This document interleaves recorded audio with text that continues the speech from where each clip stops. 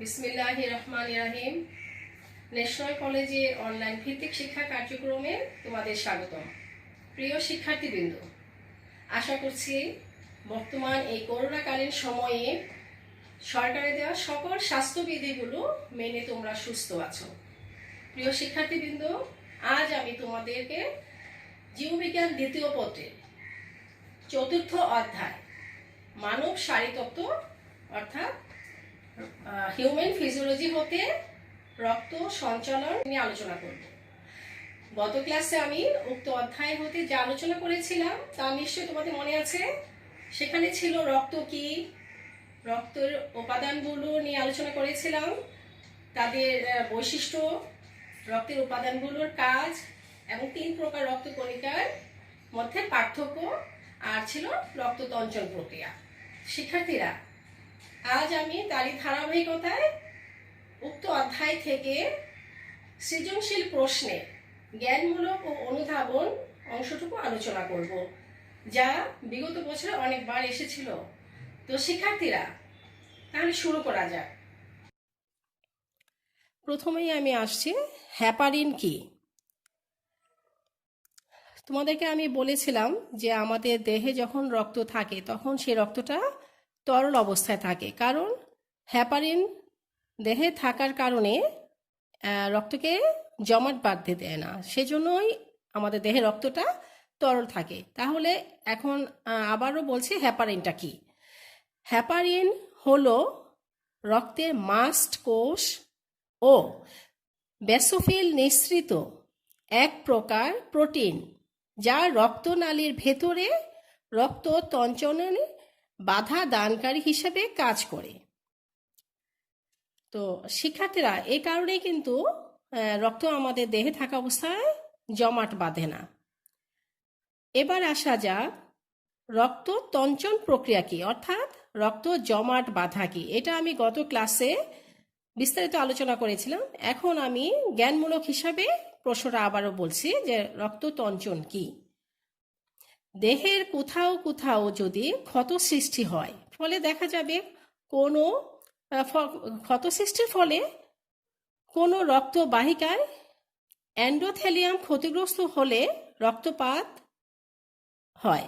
সেই রক্তপাত বন্ধের উদ্দেশ্যে এবং সংক্রমণ প্রতিরোধের জন্য যে জটিল জৈব রাসায়নিক প্রক্রিয়ায় ফাইব্রিন জালক সৃষ্টির মাধ্যমে ক্ষত স্থানে রক্তকে থকথকে পিণ্ডে পরিণত করে, সেই প্রক্রিয়াকে রক্তের জমাট বাঁধা বা তঞ্চন, রক্ত তঞ্চন বলে। এই প্রক্রিয়াটি 13 ধরনের ক্লটিং ফ্যাক্টরে গুরুত্বপূর্ণ ভূমিকা পালন করে রক্ত তঞ্চনের ক্ষেত্রে। শিক্ষার্থীরা, পরবর্তী প্রশ্নতে আমি যাই, সেটা হচ্ছে হৃৎপিণ্ড কি। অনেক সময় এই প্রশ্নটি আসে, হৃৎপিণ্ড কি। তো আমরা সবাই জানি যে হৃৎপিণ্ডটা আসলে আমাদের কোথায় থাকে এবং দেখতে কীরকম। হ্যাঁ, তো এখন আমি সংজ্ঞা আকারে যদি বলি যে হৃৎপিণ্ডটা কি, তাহলে এইভাবে তোমরা বলবে যে দেহের যে প্রকোষ্ঠময় পেশল অঙ্গের নিরবিচ্ছিন্ন ছন্দময় সংকোচন প্রসারণের মাধ্যমে সমগ্র দেহে রক্ত সংবহিত হয়, তাকে হৃৎপিণ্ড বলে। একজন সুস্থ মানুষের জীবদ্দশায় হৃৎপিণ্ড গড়ে 2600 মিলিয়ন বার স্পন্দিত হয়ে প্রতিটি ভেন্ট্রিকল অর্থাৎ নিলয় থেকে প্রায় 155 মিলিয়ন লিটার বা 1.5 লক্ষ টন রক্ত বের করে দেয়। একজন প্রাপ্তবয়স্ক পুরুষে হৃৎপিণ্ডের ওজন 250 থেকে 390 গ্রাম, আর স্ত্রীতে তার ওজন হচ্ছে 200 থেকে 275 গ্রাম। কিন্তু সন্তান যখন ওই যে ভ্রূণ অবস্থায় মাতৃদেহে থাকে, ওই ভ্রূণ অবস্থায় মাতৃগর্ভে 6 সপ্তাহ থেকে হৃদস্পন্দন শুরু হয়, আর মৃত্যু আগ পর্যন্ত এই স্পন্দন চলতে থাকে। তো শিক্ষার্থীরা, এবার আসা যাক কার্ডিয়াক পেশি কি। হৃৎপিণ্ডের প্রাচীর অনুচ্ছেদ পেশি ও যোজক টিস্যু দিয়ে গঠিত। এর প্রাচীর গঠনকারী পেশিকেই কার্ডিয়াক পেশি বলে। পেশি ও যোজক টিস্যু তিনটি স্তরে বিন্যস্ত থেকে হৃৎপিণ্ডের প্রাচীর গঠন করে। তাহলে জেনে নেওয়া যাক এই তিনটি স্তর কি। একটি হচ্ছে এপিকার্ডিয়াম অর্থাৎ হৃৎ প্রাচীরের সর্ববহিস্থ স্তর, আরেকটি হচ্ছে হৃৎ প্রাচীরের মধ্যবর্তী স্তর যাকে বলা হয় মায়োকার্ডিয়াম, আরেকটি হচ্ছে হৃৎ প্রাচীরের অন্তঃস্থ স্তর যেটি হচ্ছে এন্ডোকার্ডিয়াম। এই হচ্ছে কার্ডিয়াক পেশি। শিক্ষার্থীরা, এবার আসা যাক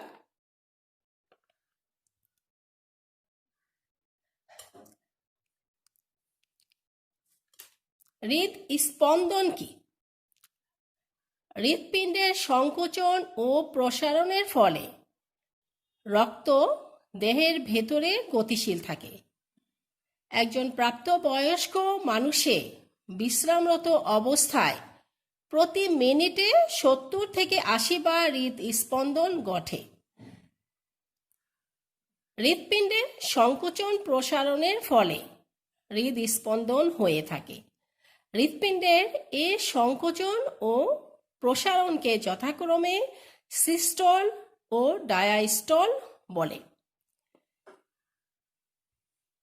শিক্ষার্থীরা, তাহলে এবার আমরা মায়োজেনিন নিয়ন্ত্রণ কি বা মায়োজেনিন নিয়ন্ত্রণ বলতে কি বোঝায় সেটা একবার বুঝে নিই।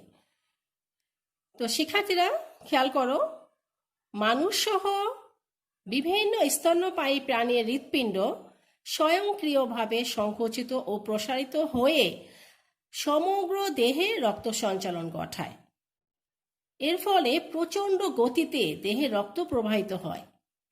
বাইরের কোনো উদ্দীপনা ছাড়াই হৃৎপিণ্ডের ক্রিয়া স্বয়ংক্রিয়ভাবে নিয়ন্ত্রিত হওয়ার এ ধরনের নিয়ন্ত্রণকেই মায়োজেনিন নিয়ন্ত্রণ বলে। অর্থাৎ স্নায়ুতন্ত্র বা হরমোন কিংবা অন্য কোনো উদ্দীপনা ছাড়াই নিজ থেকেই হৃদ স্পন্দন তৈরি হয়।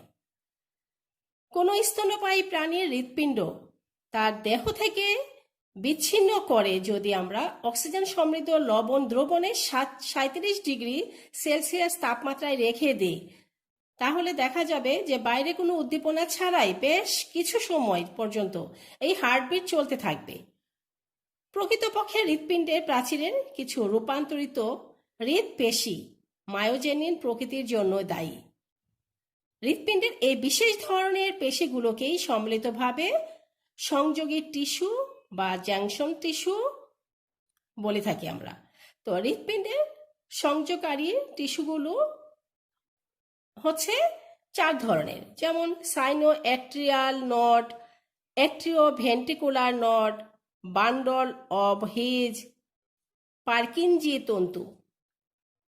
শিক্ষার্থীরা, এবার আসা যাক রক্তচাপ বা ব্লাড প্রেশার কি।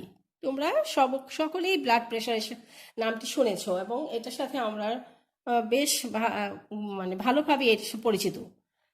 তো রক্তচাপ বা ব্লাড প্রেশার কি? রক্তনালীর ভিতর দিয়ে রক্ত প্রবাহিত হওয়ার সময় প্রাচীর গাত্রে যে পার্শ্বচাপ প্রয়োগ করে সেটি হচ্ছে রক্তচাপ।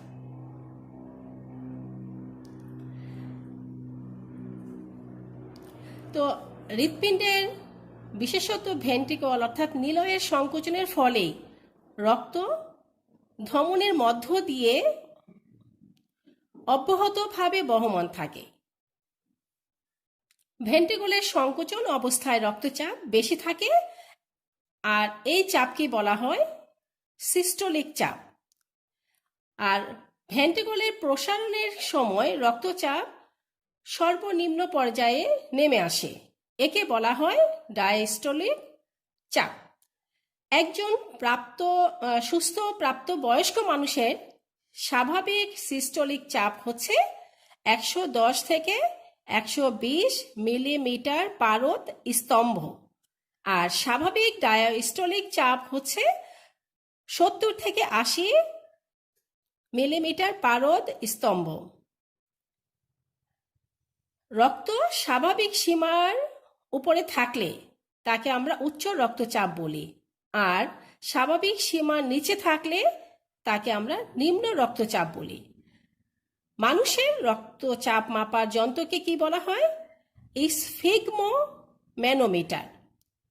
আর আমাদের আসলে বয়স, লিঙ্গ, পেশা, খাদ্য অভ্যাস, জীবনযাপন পদ্ধতি ইত্যাদির কারণেই কিন্তু আমাদের রক্তচাপের তারতম্য ঘটে। শিক্ষার্থীরা, এবার আসা যাক ব্যারো রিসেপ্টর কি। মানুষের রক্তবাহিকার প্রাচীরে বিশেষ সংবেদী স্নায়ু প্রাপ্ত থাকে, আর এগুলো রক্তচাপ পরিবর্তনে বিশেষভাবে সাড়া দেয় এবং দেহে রক্তচাপের ভারসাম্য রক্ষা করে। এই সংবেদী স্নায়ু প্রান্তকে ব্যারো রিসেপ্টর বলে। ব্যারো রিসেপ্টর দুই ধরনের, উচ্চ ব্যারো রিসেপ্টর এবং নিম্ন ব্যারো রিসেপ্টর। শিক্ষার্থীরা, এবার আসা যাক সিস্টেমিক সংবহন কি। যে সংবহনে রক্ত বাম ভেন্ট্রিকল থেকে বিভিন্ন রক্তবাহিকার মাধ্যমে অঙ্গগুলোতে পৌঁছায় এবং অঙ্গ থেকে ডান এট্রিয়ামে ফিরে আসে তাকে সিস্টেমিক সংবহন বলে। সব সিস্টেমিক ধ্বনির উদ্ভব হয় কিন্তু অ্যারোটা বা মহাধমনী থেকে, আর অ্যারোটার উদ্ভব ঘটে বাম ভেন্ট্রিকল থেকে। তো সিস্টেমিক সংবহনের রক্ত হৃৎপিণ্ড থেকে রক্ত প্রবাহিত হয়ে পুনরায় হৃৎপিণ্ডে ফেরত আসতে সিস্টেমিক সংবহনের সময় লাগে 25 থেকে 30 সেকেন্ড।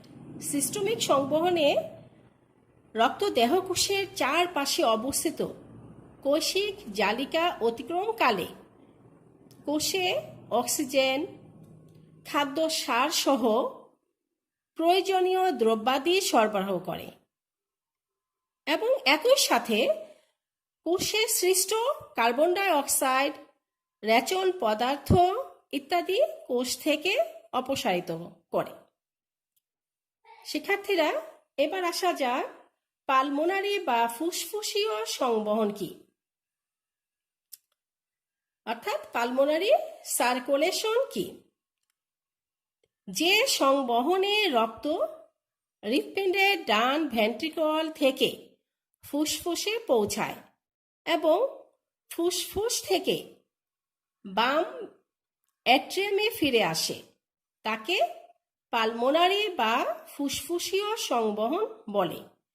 পালমোনারি সংবহনের শুরু হয় পালমোনারি ধমনী থেকে, আর পালমোনারি ধমনীর উদ্ভব ঘটে ডান ভেন্ট্রিকল থেকে। এই সংবহনের মাধ্যমে কার্বন ডাই অক্সাইড সমৃদ্ধ রক্ত ফুসফুসে প্রবেশ করে। সেখানে অ্যালভিউলাসের ব্যাপন প্রক্রিয়ায় গ্যাসের বিনিময় ঘটে, ফলে অক্সিজেন সমৃদ্ধ রক্ত শিরার মাধ্যমে হৃৎপিণ্ডে ফেরত আসে। তো শিক্ষার্থীরা, এবার আসা যাক করোনারি সংবহন কি বা করোনারি সার্কুলেশন কি।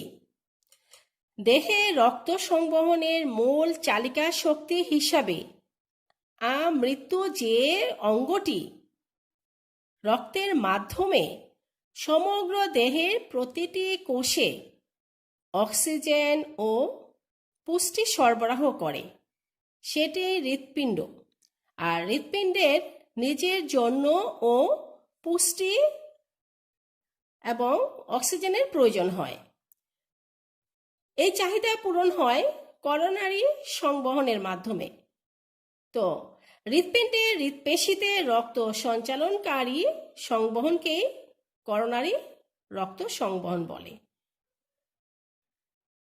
তো শিক্ষার্থীরা, এবার আসা যাক বুকে ব্যথা অর্থাৎ চিস্ট পেন বা অ্যানজাইনা কি। আমরা অনেক সময় বলে থাকি যে আমাদের বুকে ব্যথা করছে। আসলে বুকের ব্যথা অনেক কারণে হয়, গ্যাস্ট্রিক থেকে হতে পারে, নানান টেনশন থেকে হতে পারে, ঘুম খারাপ, ভালোভাবে ঘুম না হলে হতে পারে, বিভিন্ন কারণে শরীর দুর্বল থাকলে হতে পারে। কিন্তু সব বুকের ব্যথা একরকম নয়। তো বুকে ব্যথা অর্থাৎ চিস্ট পেন বা অ্যানজাইনা কি সেটা আমরা একবার বুঝে নিই। হৃদপেশি যখন অক্সিজেন সমৃদ্ধ পর্যাপ্ত রক্ত সরবরাহ পায় না, তখন বুক নিষ্পেষিত হচ্ছে বা দম বন্ধ হয়ে আসছে এমন মারাত্মক অস্বস্তি অনুভূত হলে সে ধরনের বুক ব্যথাকেই অ্যানজাইনা বা অ্যানজাইনা পেক্টোরিস বলে। অ্যানজাইনাকে সাধারণত হার্ট অ্যাটাকের পূর্ব অবস্থা অনেকে মনে করে। তো অ্যানজাইনা যে হয়েছে সেটা কি দেখে আমরা বুঝবো, অর্থাৎ তার লক্ষণগুলা কি। অর্থাৎ অ্যানজাইনা হলে ঘন ঘন শ্বাস প্রশ্বাস নেওয়া কিংবা দম ফুরিয়ে হাঁপিয়ে মানে আমরা শ্বাস নিতে পারছি না এমন অবস্থা দেখা দিবে। স্টারনামের পিছনের বুকে ব্যথা হবে। বুকে ব্যথা ছাড়াও হজমে গন্ডগোল, কখনো বমি বমি ভাব হতে পারে। ব্যায়াম বা অন্য কোনো শারীরিক কাজে মানসিক চাপ, অতি ভোজন, শৈত বা আতঙ্কে বুকে ব্যথা হতে পারে। ব্যথা যদি হয় তাহলে 5 থেকে 30 মিনিট পর্যন্ত এটা স্থায়ী হতে পারে। বুকে জ্বালা পোড়া হতে পারে, চাপ, নিষ্পেষণ বা আড়ষ্ট ভাব সৃষ্টি হয়ে অস্বস্তির প্রভাব ঘটতে পারে। অনেক সময় ব্যথা কোথা থেকে আসছে তাও বোঝা যায় না।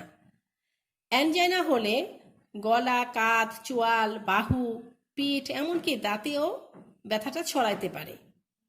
তো আমাদের আসলে অনেক সময় রোগী অ্যানজাইনা হয়েছে সেটা বুঝতেই পারে না। তবে কাঁধ ও বাহু ভারী হয়ে আসে, বুকের ব্যথার সাথে সাথে ঘাম হয়, মাথা ঝিমঝিম করে বা শরীর ফ্যাকাশেও হয়ে যায়।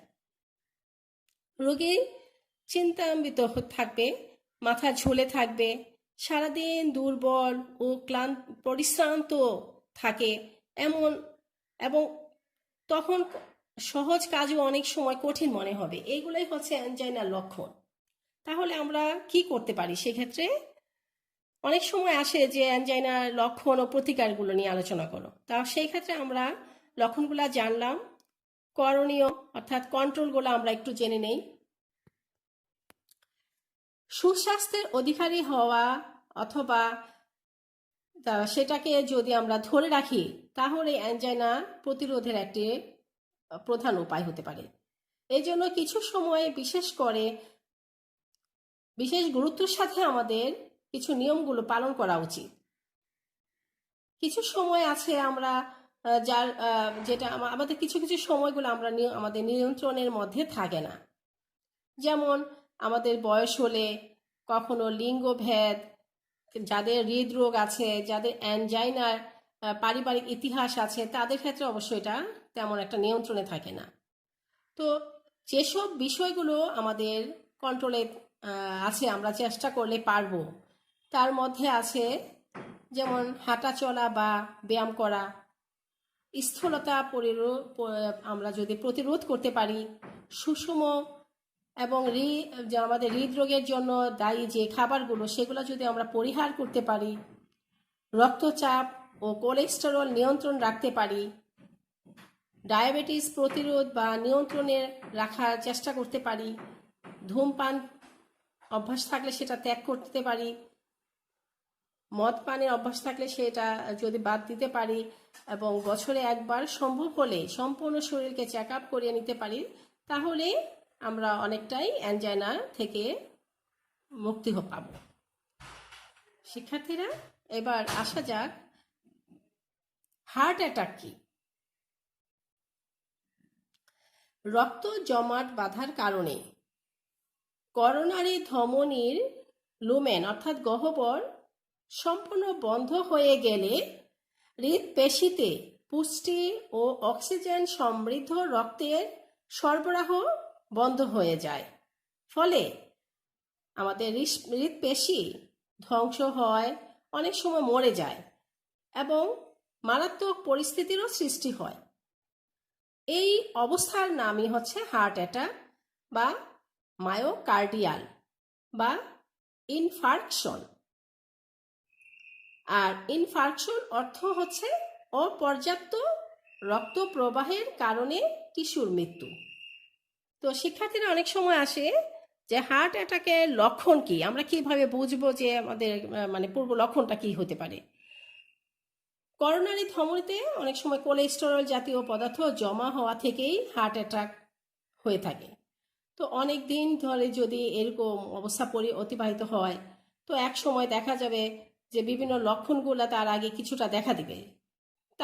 সেই লক্ষণগুলা হতে পারে বুকে অস্বস্তি, যে বুকের ঠিক মাঝখানে একটা অস্বস্তি হবে, কয়েক মিনিট স্থায়ী থাকবে, তারপর আবার চলে যাবে এবং পরবর্তীতে আবার স্বাভাবিক। তো শিক্ষার্থীরা এমন হতে পারে ঊর্ধ্বাঙ্গের অন্যান্য অংশে অস্বস্তি, এক বা উভয় বাহু হতে পারে, তাছাড়া চোয়াল, পাকস্থলী, পিঠ, গলা ইত্যাদি বিভিন্ন অংশে অস্বস্তি অথবা ব্যথা অনুভব হতে পারে। আবার ঘন ঘন নিঃশ্বাস প্রশ্বাস ত্যাগ এটাও হতে পারে। যেমন ধরো বুকে অস্বস্তির সময় ঘন ঘন নিঃশ্বাস বা প্রশ্বাস ত্যাগ হবে। অনেক সময় বুকে অস্বস্তি হওয়ার আগেও এরকম অবস্থা দেখা দিতে পারে, অসুস্থ হওয়া নাই অথচ মনে হচ্ছে যে নিঃশ্বাস নিতে পারছি না, এরকম একটা অবস্থা হতে পারে। তার পরবর্তীতে আবার অনেক ঘন ঘন নিঃশ্বাস আসতে পারে। এরপরে দেখা যেতে পারে ঘুমে ব্যাঘাত। আমরা অনেক সময় যে স্বাভাবিক ঘুম যেরকম হয় সেরকম না হয়ে দেখা যাবে যে দীর্ঘ সময় ঘুমানোর চেষ্টা করলেও ঘুম হচ্ছে না, অর্থাৎ এমন অবস্থা হবে যে নিজেকে শক্তিহীন মনে হবে, অনেক ক্লান্ত, এভাবে করে সারা রাত পার করে দিবে, ঘুমের ব্যাঘাত ঘটবে। আবার কখনো কখনো বমি বমি ভাব আসতে পারে। দেখা যাবে কখনো যে খাবার খাওয়ার পরে একটা অস্বস্তি ভাব আসছে, একটু বমি বমি ভাব, হঠাৎ করে মাথা ঝিমঝিম করা, আবার মনে হচ্ছে যে শরীর থেকে ঘাম বের হয়ে অস্বস্তি লাগছে, সেরকম হতে পারে। এখন আমরা কি করতে পারি? সেজন্য আমাদের কিছু প্রতিরোধমূলক ব্যবস্থাগুলো জানা থাকা দরকার। তো শিক্ষার্থীরা আমরা কিভাবে তাকে প্রতিরোধ করতে পারি? তো প্রতিরোধ করার জন্য আমরা যে কাজগুলো করব, যে আমরা সাধারণত বছরে একবার হলেও আমরা সুস্থ আছি সেটা মনে না করে আমার শরীরে কোনো রকমের সমস্যা হলো কি না সেটা জানার জন্য বছরে একবার করে চেক আপ করা উচিত। আর যদি সমস্যা ধরাই পড়ে তাহলে আমরা চিকিৎসকের প্রেসক্রিপশন অনুযায়ী নিয়মিত ওষুধ চালিয়ে যাব এবং সেই ক্ষেত্রে কখনো বন্ধ করা যাবে না। তারপরে ধরো আমাদের সিজনাল যে ফলগুলো আছে, শাকসবজিগুলো আছে, সেগুলো সবসময় আমাদের নিয়ম মেনে খেয়ে যাওয়া উচিত। তারপর যেরকম আমাদের কিছু খাবারগুলো পরিত্যাগ করা উচিত, সেগুলোর মধ্যে আছে চর্বি, কোলেস্টেরল যুক্ত খাবারগুলো, সেগুলো সচরাচর একটা বয়সের পর হজম হতে চায় না। আর এই খাবারগুলো যদি আমরা একটু সচেতন না হই তাহলে অনেক সময় এই হার্ট অ্যাটাকের মতো আমাদের অনেক সমস্যা দেখা দিতে পারে। আর আমাদের সবসময় মনে রাখা উচিত যে বডি মাস ইন্ডেক্স নিয়মটা মেনে চিকিৎসকের পরামর্শ অনুযায়ী আমাদের চলা উচিত। তাছাড়া আমাদের মধ্যে অনেকে আছে যে ধূমপায়ী অভ্যাস আছে, তাদেরকে অবশ্যই ধূমপান ত্যাগ করতে হবে। আর যারা অধূমপায়ী তারা কখনো যেন ভুলেও ধূমপান করার ইচ্ছা জাগে সেটা যেন না হয়, সেরকম প্রতিজ্ঞা করতে হবে। তারপর হচ্ছে আমরা যেরকম আমাদের অনেক খাবার আছে অ্যালকোহল, আমরা অনেক সময় অ্যালকোহলের উপর আসক্ত হয়ে পড়ি। তো জীবন অভ্যাসে আমাদের কখনোই যেন অ্যালকোহল আসক্ত হয়ে না পড়ে সেদিকে মনোযোগী হতে হবে। অনেকের আছে কোলেস্টেরল, উচ্চ রক্তচাপ আছে, ডায়াবেটিস আছে, সেই ক্ষেত্রে এগুলোকে নিয়ন্ত্রণে রাখতে হবে। তারপরে হচ্ছে আমাদের যেমন সঠিক ওজন, তারপরে রক্তে কোলেস্টেরলের মাত্রা, রক্তচাপ নিয়ন্ত্রণ রাখার জন্য আমাদের প্রতিদিন নিয়মিত ব্যায়াম করতে হবে। কমপক্ষে আমাদের 30 মিনিট হাঁটা উচিত। এভাবে আমরা আমাদের হার্ট অ্যাটাককে প্রতিরোধ করতে পারি। তো শিক্ষার্থীরা, এবার আসো যে হার্ট ফেইলিওরটা কি। হার্ট অ্যাটাক আর হার্ট ফেইলিওর এক না। হার্ট ফেইলিওরটা কি তাহলে জেনে নেওয়া যাক। আমাদের হৃৎপিণ্ড তার চাহিদা অনুযায়ী পর্যাপ্ত রক্তের যোগান দিতে না পারলে তখন আমাদের দেহে একরকম প্রবলেম দেখা দেয়। আর এই অবস্থাটাই হচ্ছে হার্ট ফেইলিওর। অনেক সময় আমাদের হৃৎপিণ্ডে রক্ত পরিপূর্ণ হতে পারে না। কখনো আমাদের হৃৎপ্রাচীর যথেষ্ট শক্তি না থাকার কারণে এমন হতে পারে। আবার অনেক সময় দেখা যায় যে হ্যাঁ, দুটা সমস্যা একসাথেও হতে পারে। অর্থাৎ হৃৎপ্রাচীরে যথেষ্ট শক্তি নাও থাকতে পারে, আবার হৃৎপিণ্ডে রক্তে পরিপূর্ণ নাও থাকতে পারে। দুটো সমস্যার কারণে অনেক সময় আমাদের হার্ট ফেলিওর হতে পারে। তাই আমাদের মনে রাখতে হবে যে হার্ট ফেলিওর শুধুমাত্র হৃৎপিণ্ড বন্ধ হয়ে গেছে এরকম না, বা হৃৎপিণ্ডটা যে একেবারে থেমে যাওয়া উপক্রম তাও কিন্তু না। তাহলে হার্ট ফেলিওরটা কি? হার্ট ফেলিওরকে হৃৎপিণ্ডের একটি মারাত্মক অবস্থা আমরা বিবেচনা না করে আমরা এরকম প্রবলেম হলে সুচিকিৎসার কথা আমরা বিবেচনা করতে পারি। হার্ট ফেলিওরটা তাহলে কেন হয় অবশ্যই আমাদের সেটাও মাথায় রাখতে হবে। হার্ট ফেলিওরের অনেক কারণ আছে। যেমন ধরো, উচ্চ রক্তচাপ বেশি দিন স্থায়ী যদি হয় তাহলে আমাদের ধমনীর অন্তঃস্থ প্রাচীরে কোলেস্টেরল জমার সম্ভাবনা থেকে যায়। ফলে দেখা যায় যে রক্ত চলাচল অনেক সময় বাধাগ্রস্ত হয়, আর এই কারণে হৃৎপিণ্ড অনেক সময় দুর্বল হয়ে পড়ে। আর যদি ডায়াবেটিস থাকে তাহলে সেক্ষেত্রে দেহ পর্যাপ্ত ইনসুলিন উৎপাদন আবার সঠিকভাবে ব্যবহার করতেও পারে না ডায়াবেটিস রোগীরা।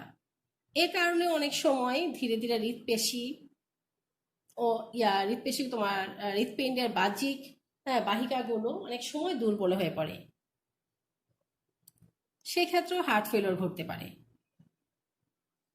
আবার হৃৎপিণ্ডে যদি জন্মগত বা সংক্রমণজনিত কারণ থাকে সেক্ষেত্রেও হার্ট ফেলিওর হতে পারে। তো যে কোনো কারণে হোক, আমাদের এবার জানা উচিত যে আমরা এই হার্ট ফেলিওর যে আমাদের হচ্ছে তার পূর্ব লক্ষণগুলো কি, অর্থাৎ কি লক্ষণগুলো দেখলে আমরা বুঝবো যে আমরা হার্ট ফেলিওরের আমাদের হয়েছে বা হওয়ার সম্ভাবনা আছে। তো সেটা একটু মনোযোগী হন, আমি বলছি। সেই ক্ষেত্রে আমাদের লক্ষণগুলো কি হতে পারে। ধরো আমরা যখন কাজকর্ম করব, আমরা চলাফেরা করছি, তারপরে সেই ক্ষেত্রে আমাদের মধ্যে একটা অসামঞ্জস্যতা দেখাইতে পারে। আমরা কোনো কিছু মনে রাখার ক্ষেত্রেও অসামঞ্জস্যতা আসতে পারে। কিছু অনেক স্মৃতিগুলো আমরা ভুলে যেতে ভুলে যাব এরকম একটা লক্ষণ দেখা দিবে। তারপরে আবার অনেক সময় দেখা যাবে যে আমাদের ঘুমের মধ্যেও শ্বাসকষ্ট হচ্ছে।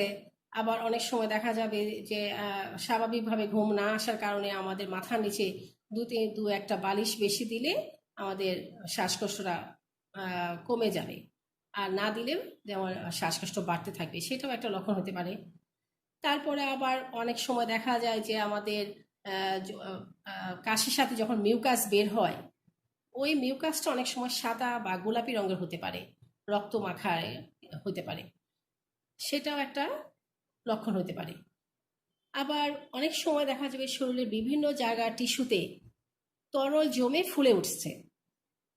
কখনো কখনো আমরা দেখতে পাবো যে আমাদের যে স্বাভাবিক অবস্থায় যে জুতাটা আমরা স্বাভাবিকভাবে পরি, সেই জুতাটা কখনো কখনো পরতে গেলে আটসাট মনে হবে।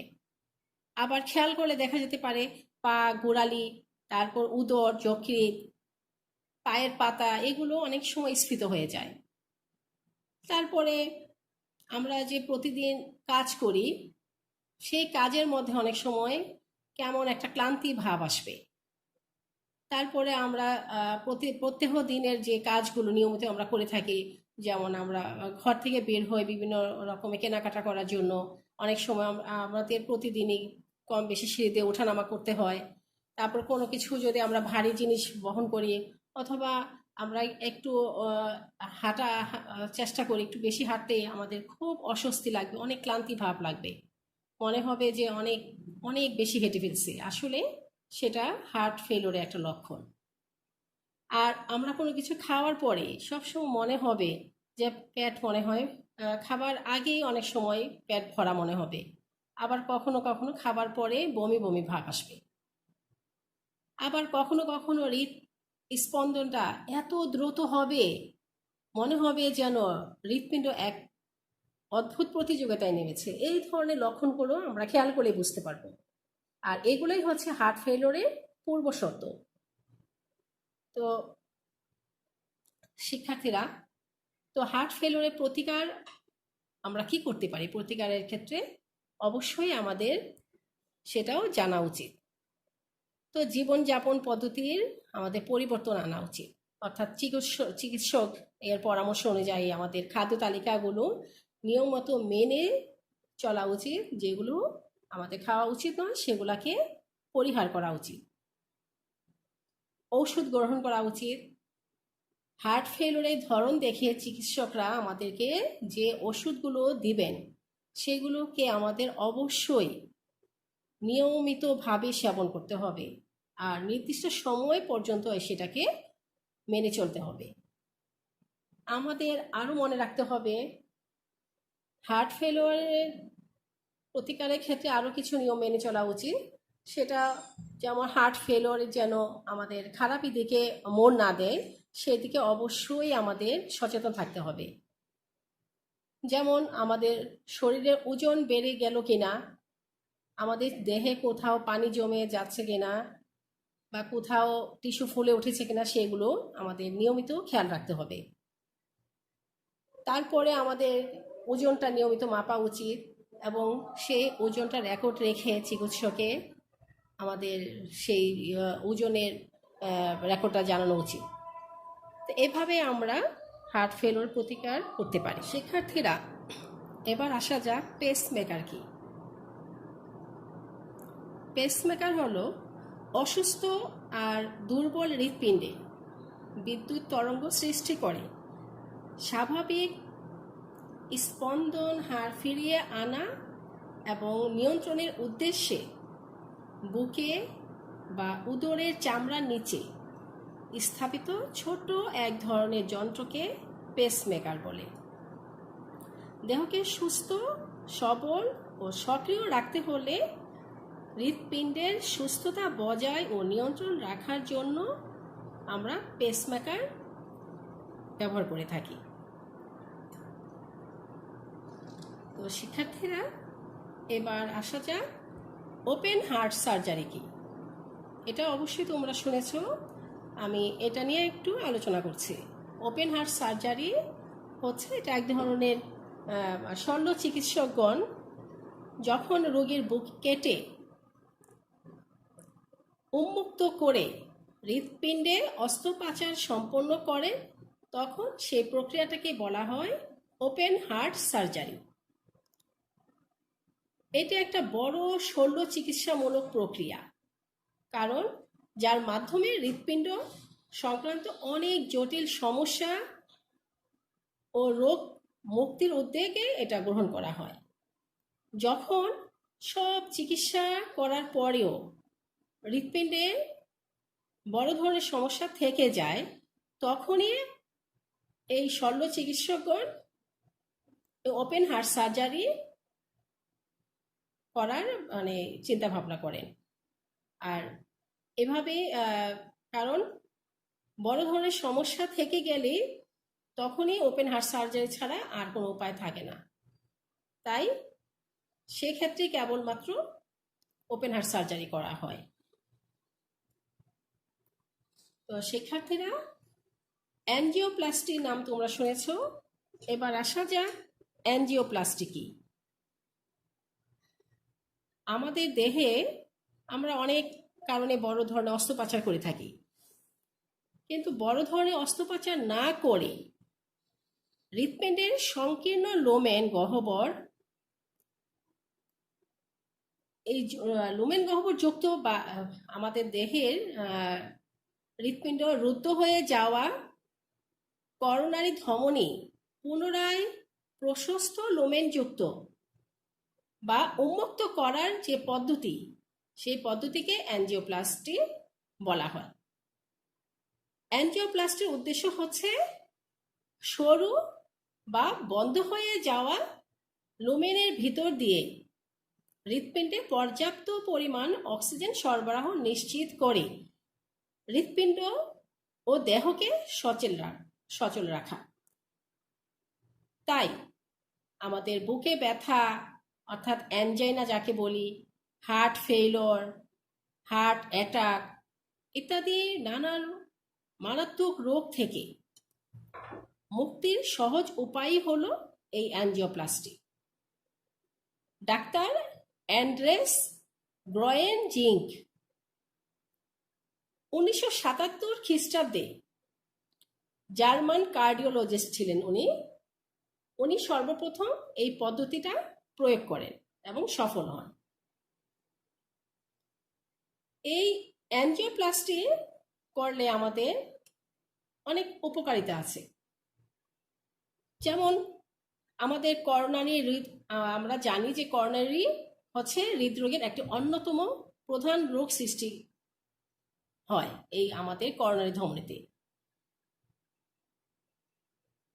এই ধমনীর ভিতর ব্লক সৃষ্টি হলে তখন পর্যাপ্ত অক্সিজেন সমৃদ্ধ রক্ত আমাদের হৃৎপেশিতে এই সংবহিত হতে পারে না। এর ফলে আমাদের হার্ট ফেলিওর হয় অথবা হার্ট অ্যাটাক হয়, এরকম মারাত্মক রোগ হতে পারে। এই মারাত্মক অবস্থা মোকাবেলা করার জন্যই আমরা অ্যাঞ্জিওপ্লাস্টি করে থাকি, আর এই অ্যাঞ্জিওপ্লাস্টি সেক্ষেত্রে কার্যকর ভূমিকা পালন করে। অ্যাঞ্জিওপ্লাস্টি ধমনীর লোমেন থেকে আমরা ব্লক অপসারণ বা হ্রাস করতে পারে এবং শ্বাসকষ্ট ও বুকের ব্যথাটা উপশম করতে পারে এই অ্যাঞ্জিওপ্লাস্টি। হার্ট অ্যাটাকের আশঙ্কা কমিয়ে আমাদের জীবন রক্ষার ক্ষেত্রে এক বিরাট অবদান রাখে এই অ্যাঞ্জিওপ্লাস্টি। যেহেতু আমাদের বুক উন্মুক্ত করতে হয় না, সেহেতু আমাদের কষ্ট, তার সংক্রমণ ও দীর্ঘকালীন সতর্কতারও প্রয়োজন হয় না এই অ্যাঞ্জিওপ্লাস্টির কারণে। আর অ্যাঞ্জিওপ্লাস্টির মাধ্যমে মাত্র 1 থেকে কয়েক ঘন্টার মধ্যেই জীবন রক্ষাকারী এই প্রক্রিয়াটা সম্পন্ন হতে পারে এবং কয়েকদিন পর থেকেই আমরা হালকা কাজকর্ম করতে পারি, ফলে সুস্থ হতে আমাদের 4 সপ্তাহ বেশি লাগে না। এই কারণে আমাদের অ্যাঞ্জিওপ্লাস্টি করা খুব জরুরি। আর যারা বৃক্কের অসুখে ভুগছেন কিংবা অ্যাঞ্জিওপ্লাস্টির সময় আমাদের রঞ্জকের প্রতি অ্যালার্জি দেখা দেওয়ার সম্ভাবনা থাকে এবং যাদের বয়স 75-এর বেশি, তাদের ক্ষেত্রে অ্যাঞ্জিওপ্লাস্টি কিছুটা অসুবিধাও হতে পারে। তাই অ্যাঞ্জিওপ্লাস্টি করার আগে বয়স, বিভিন্ন রোগের উপসর্গ আছে কিনা সেগুলো দেখার বিষয়। তো প্রিয় শিক্ষার্থীবৃন্দ, আজ তাহলে এই পর্যন্তই। আর এই অধ্যায়টি অত্যন্ত গুরুত্বপূর্ণ, তাই আশা করব তোমরা বাসায় খুব ভালো করে বইটি পড়বে। এই মানব স্বায়ত্তত্বটা খুবই ইম্পর্টেন্ট। এই অধ্যায় থেকে বিগত বছরে অনেক কোশ্চেন আসছে। বিশেষ করে তোমরা আজকে যে টপিকসটা আমি পড়ালাম, এমসিকিউ জ্ঞানমূলক অনুধাবন, অবশ্যই তোমরা সেগুলো ভালো করে মুখস্থ করবে আর মেইন বইটি অবশ্যই পড়বে। তাহলে আজ এ পর্যন্তই। ভালো থাকবে, সুস্থ থাকবে। আল্লাহ হাফেজ।